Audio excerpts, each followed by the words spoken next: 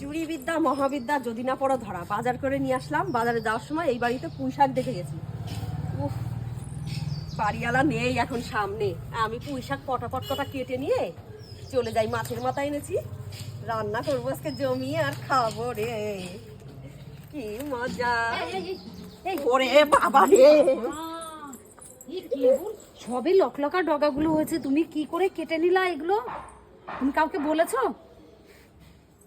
হ্যাঁ, তোমার কি জ্ঞান বুদ্ধি আছে নাকি? নাকি এগুলো আমি সব ঘরে নিয়ে যাবো।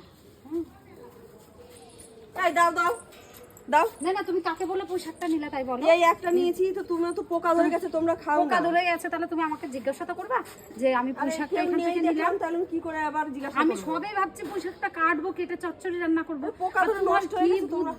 তোমরা এই বড় লোক মানুষ, তোমরা আবার এইসব জঙ্গল টঙ্গল খাও নাকি? আমি তাই ভাবলাম যে বাজার থেকে যাওয়ার সময় নিয়ে যাই। তো জিজ্ঞাসা তো করতে হয় যে আমার বাজার দাও। খাবো না? হ্যাঁ, আমার বাজার দাও দাও। খবরদার এরকম কাজ কিন্তু আর দ্বিতীয়বার করবা না। যাও, আজকের মতো ছেড়ে দিলাম। কিপটে রে বাবা, একটা পুঁই শাকের ডগা নিয়েছি বলে কিরম ঝগড়া না, নিয়ে এসে যখন আর দুটো নিয়ে যাও, যাও আর দুটো নিয়ে তারপর বাড়ি যাও। বলো যে না তুমি গরিব মানুষ, নিচে লোকের বাড়ি থেকে কি জিজ্ঞাসা করবো? তোমরা তো খাও না এগুলো। পোশাক নেবো কিনা, আর দুটো নিয়ে যাও, যাও। ঠিক আছে, ধন্যবাদ। বলা নেই কওয়া নেই, কি অবস্থা, কি মজা। ঠিক আছে, তোমাকে রান্না করে দিয়ে যাবো। আমাকে রান্না করে দিতে হবে না, তুমি ভালো করে রান্না করে তুমি খাও গা।